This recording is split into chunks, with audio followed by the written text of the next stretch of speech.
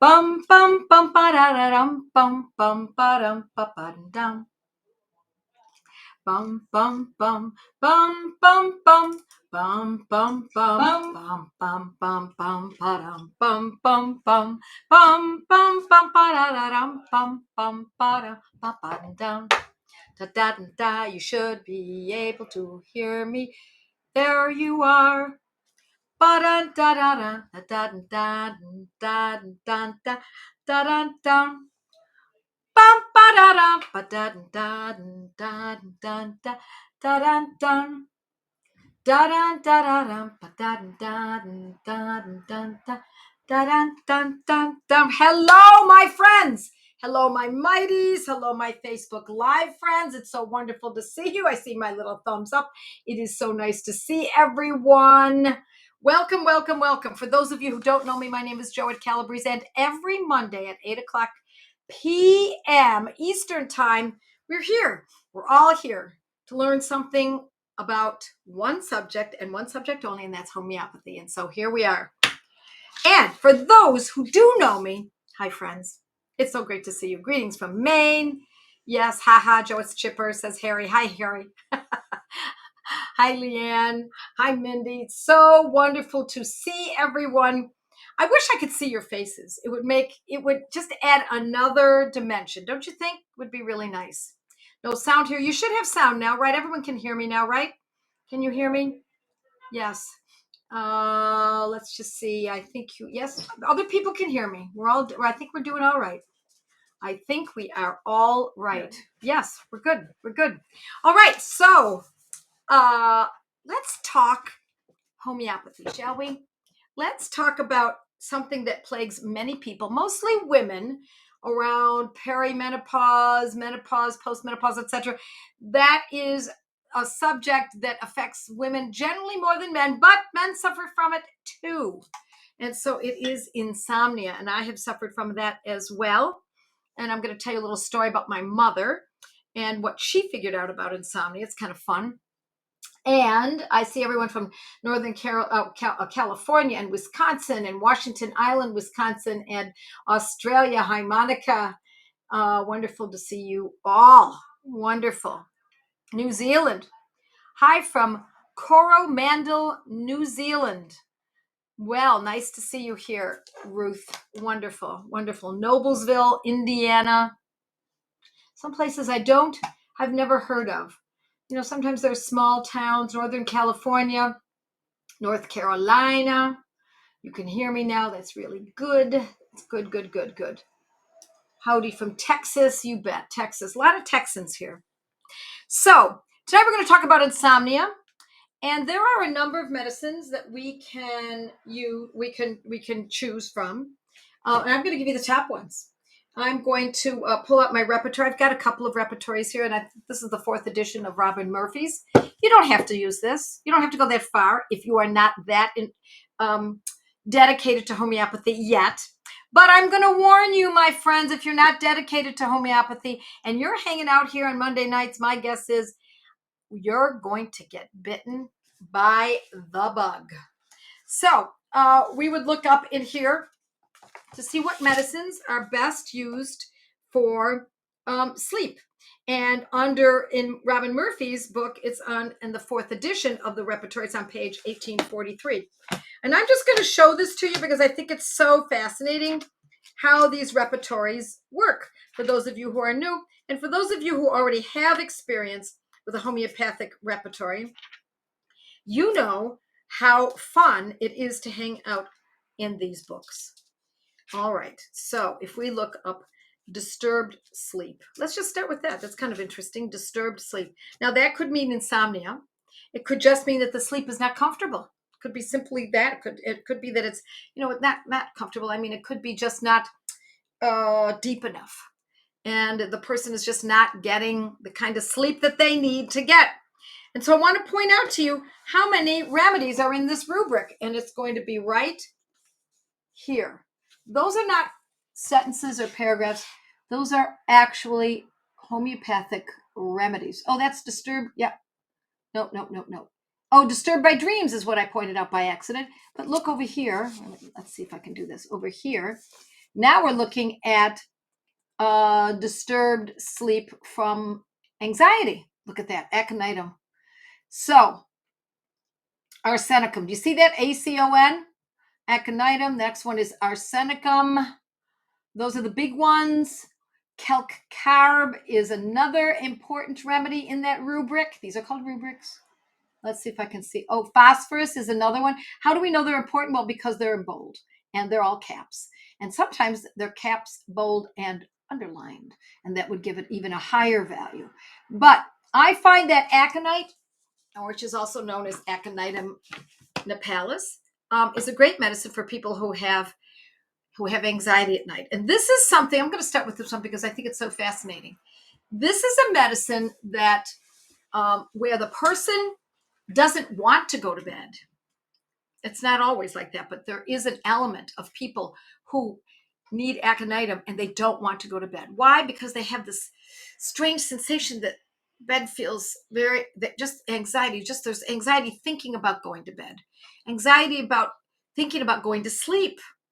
I have actually experienced that, and it was after surgery years ago. I suspect it had something to do with the general anesthesia, and I found that when it was time to go to bed, I resisted. It felt uncomfortable to me. It felt as though I wanted to, oh, thank you. Oh my gosh, it's so hot in here. I just turned the lights down. So I found it repugnant, repulsive, antithetical to my comfort. And so, and then I would have anxiety.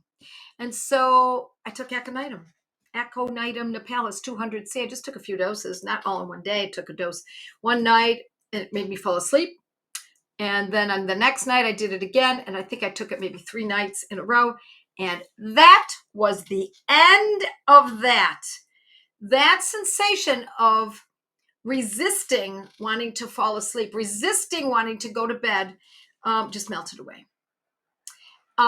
And it wasn't because I was going to have dreams. It wasn't that. It wasn't that I had any event, that had anything to do with my bedroom or an event to have anything to do with sleep. Nothing like that was a part of this. But aconitum is for a kind of a shock to the central nervous system. So this is one of those medicines that can be from a shock or an incident that affects a person for even a lifetime. I had a case of a woman, I'm talking about aconitum. I had a case of a woman who came to me. She was in her, as I recall, it was a long time ago, she was in her early 80s. And she told me that she had this problem with anxiety. It was just a consistent anxiety. Now, I know we're talking about anxiety, but anxiety and sleep are very closely related often. And as I got to know her, she would tell me more and more and more. She was from Eastern Europe. Actually, I think she was from Germany. And she reported to me that in World War II, when she was a young girl, I want to say she was maybe 12 or 13 years old, she was jumped and raped. And she thought she was going to die. And so because of that, she had this kind of shock to the system. She thought for sure she was going to die that night. And all through her life, she didn't think about it. It was long ago. Her life had been rich and she had no trouble, except once she hit around menopause, which was about 50, she started having difficulty sleeping and she had anxiety. So I asked her, I did not know the story yet, the backstory. So I said, this anxiety that you experience, and especially around sleep, do you find that does it remind you of anything? Because sometimes people have events. They get stuck in an elevator, they witness an atrocity, they were in a car accident, shock to the system of sorts. And she said, well, I mean, I don't even think about this anymore. It hasn't crossed my mind. But I must admit that the feeling I have now with this anxiety and inability to be able to sleep kind of reminds me of when I was 12, 13 years old and this event occurred. So if there had been a homeopath in her world at that time, that homeopath likely would have given her aconitum. There are others. We use Staphysagria, we use Stramonium. There are all kinds of medicines we could use. But for that fear of death and the certainty that she was going to die, the sensation whether or not she was told she was going to die or whether or not she just accepted that she might die, was enough to kind of, I believe, hold into her on a very deep level for decades. And it started to show up when her hormones shifted. When you think about it, her hormones were shifting at menarche at 12 and 13 years old, and now at menopause, not now, but 30 years earlier, her hormones were shifting again, and she was going through menopause. And that's when this started up again, the anxiety and sleeplessness. So we used aconitum. It took away the anxiety and the sleep. And as I recall, and again, it was a long time ago, but as I recall, it was resolved within a few doses, not unlike what happened to me. So aconitum is really good if insomnia is connected with anxiety. Now, I'm going to give you another one, another great insomnia remedy, and I would use it in a 200C.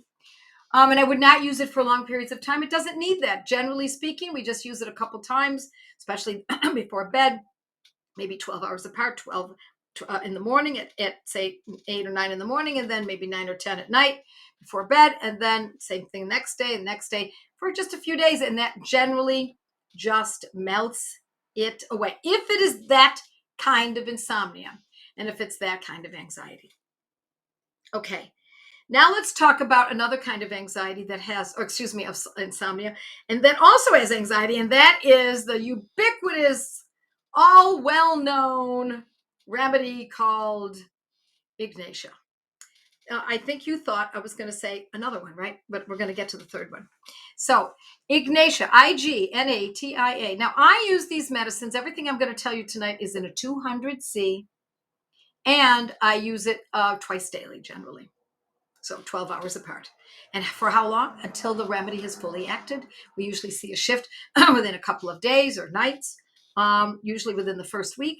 And then once it acts, then we stop. We don't need it any longer. So it is halted. And then if it's needed again in 2 weeks, instead of saying, oh no, it's back again. No, you say, oh yay.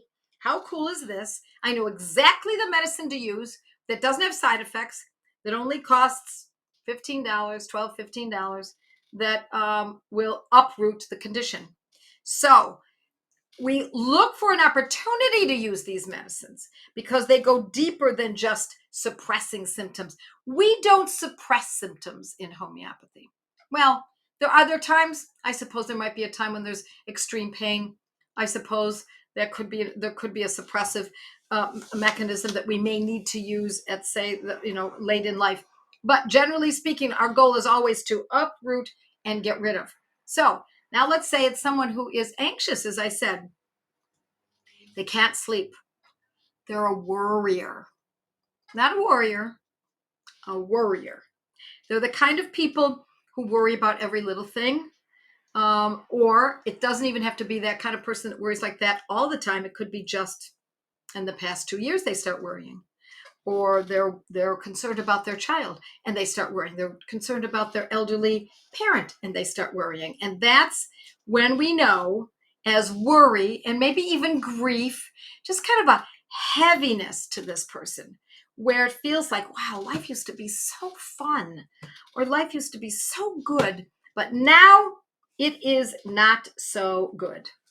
That's Ignatia Amara. Ignatia, Ignatia, Ignatia Amara, AMARA, 200C, twice daily until better, and then we halt the use of the medicine, just like we're going to use for any of these. Okay, I already saw someone jump on the other remedy that I'm going to mention tonight, and that is, you bet, Christina, or it's Christine, Coffea cruda. Sounds familiar, doesn't it? For those of you who don't know homeopathy or are not familiar with all of these medicines, Coffea cruda is coffee made from, it is a homeopathic medicine made directly from coffee. And so imagine drinking too much coffee. What would happen to you?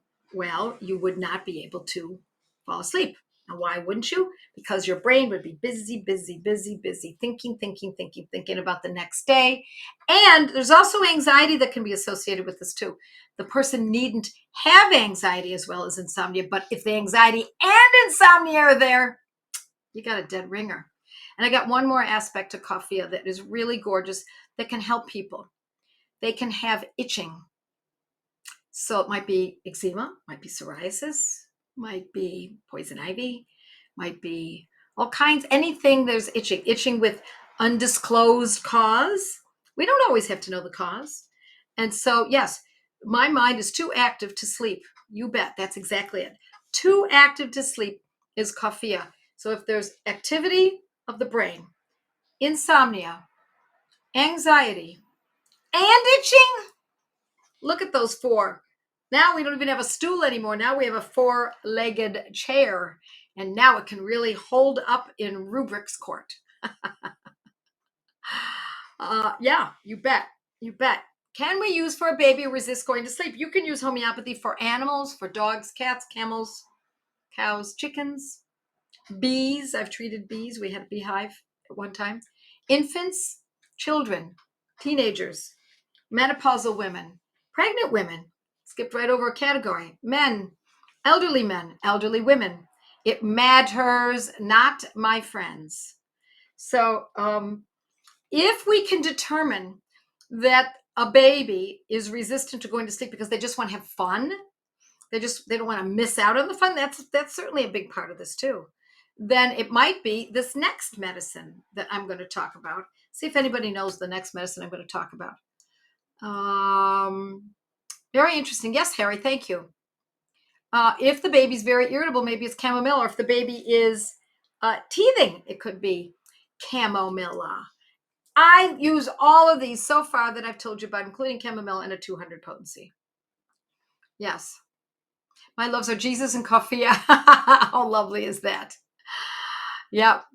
Used arsenicum for pacing 14-year-old dog with anxiety over thunderstorms. She kept pacing and then drinking water. Phosphorus didn't calm it down. You bet. And we've also used aconitum for pacing dogs too. That they can be very anxious. But yes, arsenicum. Passiflora. Thank you very much. We've got it, Cassandra. Yes, arnica. I like arnica, particularly for children because they're always falling. And that's the remedy that I had not really given much thought to for sleep. And years ago, when I first started to study homeopathy, I would mention remedies to my mother. And she remembered the name of the remedy of arnica because I only had one son at the time and he fell and I used arnica and it helped him. And so she remembered that remedy. And so she had no idea that these remedies, or she had some idea, but she just, I guess, extrapolated and said, well, look, if it's going to help with my grandson when he falls, I'm going to try this for sleep. And my mother had pretty intense insomnia from the time she went through menopause for many, many years. And arnica was her baby. It was the remedy. She used it every night. She used it for quite a long time before she told me she was using it. And I said, arnica, really, Mom? So I was new enough to homeopathy that I didn't really realize the depth and breadth of arnica. So arnica montana, and it can be used again in a 30 or a 200. What would be good for someone who wakes and cannot go back to sleep, but there doesn't seem to be a pattern as to what it is that is causing the insomnia. Sometimes it is pain, sometimes it's a busy mind. So now let's talk about, it doesn't matter that the person can't fall asleep. It can also be someone who falls asleep and then wakes up and can't fall back to sleep. Any of these would work for that. Aconitum, Ignatia amara, coffea. So it can work for both aspects of insomnia. Arsenicum. There are others too. We're going to go through another one. Yes. What about Caliphos? Yeah, I like Caliphos too. And somebody else had another one that they just brought up. What was the other one that I saw somebody bring up? Let's just see if we can come up with that. Yeah, I like them in a 200 potency. Good night, New York. Yep. Yeah. So what Leanne just said was pacing. So a dog that was pacing from anxiety and unable to settle down Pacing, someone who's, they get up, they walk around, they go to bed. Okay, I'm in bed. Okay, I'm going to try to go to sleep. Oh, no, they can't. They get up, they fix the picture on the wall, they clean the floor. It's, it's 1 a.m. and they're pacing and they're restless and their mind needs to be settled. It feels almost like chaos in their mind with this anxiety and sleeplessness. And that's a kind of pacing. When dogs are not going to go around and organize the house, but dogs will pace. And so arsenicum album is a good medicine for that, as well as aconitum. It also has pacing and restlessness, I should say. So in all of these, I would use a dose that night before bed, and perhaps the next morning, and then that night, and next morning, and next night, and see how it goes. Now, if it works the first day, do you really need to repeat it the next day? Probably not. But if you do, you can take it again. Now, we don't want to use these medicines indiscriminately. We want to know when to stop. We stop when we see improvement. When do we start up again? When the improvement has abated. That's how we know to use this. Think of this like Midol. So when I was in high school, girls, I didn't have this problem, thank God, but I had friends who used to have menstrual cramps. And so they would take Midol and they would take a dose. And if it didn't help, they'd take another dose. And then it would help. The pain would go away. And then the pain would come back 8 hours later. So what did they do? They didn't say, oh, no, it's back again. No, they would say, oh, I need another dose of Midol or aspirin or Tylenol, acetaminophen, whatever it might be. We're going to, these are medicines. And so if you understand, my friends, that these are medicines, not supplements, not vitamins. We don't take them just because they seem interesting.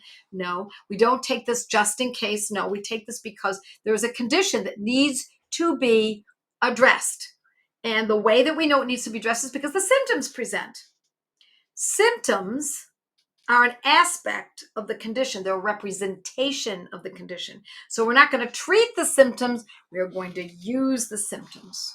We like what they're telling us. We love these symptoms. You think you hate the symptoms, but as you get better and better with homeopathy, you will learn to appreciate symptoms because it will point the way to the correct medicine that is intended to uproot the condition, or at least resolve it for now. All right. For arsenicum 200 for dogs too. Let me answer that again. Dogs, cats, camels, cows, chickens, infants, babies, teenagers, women, pregnant women, menopausal women, middle-aged men, young teenage men, old women, bees, all homeopathy for all animals, for all creatures, great and small. The same, if we use this potency, then we use this potency. If this is a way that we use it, it generally speaking is for no matter. This is not like a drug that you have to worry about giving too much to someone by going to a higher. 200 is not a high potency, it's a medium potency. Okay. Yep. Meg, my husband reports vivid, odd dreams that he remembers after using coffea for sleep. Yeah, and that could happen. So if the person is not getting good sleep as a result of taking any one of these medicines, guess what you do? Halt. If they're getting benefit and it's all done, guess what we do? Halt. If it comes back again, then guess what we do? We resume. We use the medicine that acted last, and that's how we go about doing this. Yes. Oh, thank you, Harry. You're very sweet. Okay. And let's see. Somebody upped the the potency of coffea. Yeah, I think most of these medicines are better at a 200. So the other one was Kali Phos that someone brought up. Kali, Kali, Phos, Phos. That's an abbreviation. It's actually Kalium phosphoricum, but Kali Phos works. Okay. I like to use that in a 200, or often I use it in a 6. Yes, absolutely. And that can also be used at night. Oh, I know the other one. I think someone brought up Passiflora, right? Passiflora, that I don't use that homeopathically. I use that botanically. So in an herb, in a botanical, usually in a mother tincture, and drops can be put into water or directly in the mouth. All right. Bioplasma. Bioplasma can work. It's got califos in it. Bioplasma can work. Calcfos is in bioplasma. Calcfos is a great medicine for children who don't sleep as well, particularly growing children. Children who have perhaps growing pains, or they're growing quickly, or they're school-age children and they're a little stressed about school. Then we think of Calcfos or califos, either one of those, or they get headaches from school and they can't sleep. Those two medicines are really great for that. A homeopath told me she couldn't make a recommendation for my dog because she isn't a vet. Also told me she couldn't make a recommendation for mother tincture because she isn't an herbalist. Well, I don't know. I guess everyone's got their own ways. People say if you are tired, will sleep well, but being tired makes me have restless sleep where I wake up often. Yes, that waking up often is usually coffea. Not always, but it's usually coffea. Think about it this. You have a cup of coffee in the morning, a strong cup. Then you have another one late morning, strong cup. And then you have another one at, say, 3 p.m, good, powerful cup. Then you have another one in the evening, like after dinner. Now, let's say that is your habit, but one more cup just before you go to bed. Maybe you go out with friends, you go out and have a little dessert, you have a cup of coffee, and you have that last cup of coffee. What would happen to someone if they had too much coffee? They, more often than not, the way coffee acts in most people is that they can fall asleep, but they wake up. They fall asleep and then they wake up. They fall asleep and then they wake up. That is the experience of being overstimulated by coffee, a cup of coffee. You can do the same thing with chocolate. The same thing can happen with tea. The same thing can happen with other stimulating substances. So can be even kombucha if you're sensitive to it, or if you drank too much. So it depends on how comfortable or how often. No, it depends on how sensitive you are, or how much you have had of that substance. For some people, including myself, I don't drink a full cup of coffee. In the morning, I pour this much coffee into my coffee cup, and then the rest is hot water. And then I add all kinds of myriad things. I put cayenne pepper in my coffee. I like the kick. I put a pinch of salt so it brings out the flavor. I do those kinds of things. And if I do that, I'm fine. I can sleep at night. If I do take another cup like that, just that little bit of coffee and the rest hot water, at the end of the afternoon, I'm still good. But if I do that at dinner, I'm taking a chance. I might not sleep that night. And the way that I might not sleep is that I will likely doze off and wake up, and doze off and wake up. And then I know that that is from the coffee. And the best medicine for that would be Coffea 200. Now, not every time does that work like that. Many times we can get away with it. Okay, so Karen, I've used Nux Vomica 30 for my 2-year-old daughter for the clock confusion where she was waking up at the same time every night, and it was resolved very quickly. Well, Nux Vomica is also a good medicine for waking up, especially at 3 a.m., 3 to 4. But we don't just jump on that. We want a little bit more substantiation on the choice of using Nux Vomica. And what would be the choice? Well, there could be constipation, overindulgence, overeating. I wonder if decaf coffee in the morning is enough caffeine to bother me. Yes, I think it could if you're sensitive, but it might not if you're not. So here's the thing. Decaffeinated coffee is not decaffeinated. All it is slightly minimized in the caffeine. That's all it is. How often can you take Coffea? Well, I just gave that information. Do you have a pharmacy that you recommend? Yes, I love Boiron, Boiron. Unless you're a student of mine or a client of mine, you could then use OHM Pharma in Texas. But Boiron is wonderful, Boiron. And if you go to their site, Boiron USA, then and you order the medicines that you want. At the end, when you go to checkout, where it says that you can have a discount, you put my name in there and you just write simply Joette, Joette, and you get a discount automatically if you buy directly from Boiron. And I do not get an affiliate kickback. Those are always offered to me. I don't like that idea. and if you don't know that, I'll just repeat it for those of you who might be new. I don't like getting affiliate kickbacks because it would skew my information to you. And I want what I tell you to be as pure as it possibly can be. Because if I tell you, yeah, you should have coffea, you should take califas, you should take arsenicum, you should take arnica, you should take aconitum. Yeah, you should buy all those remedies. That way I get a kickback that's larger, right?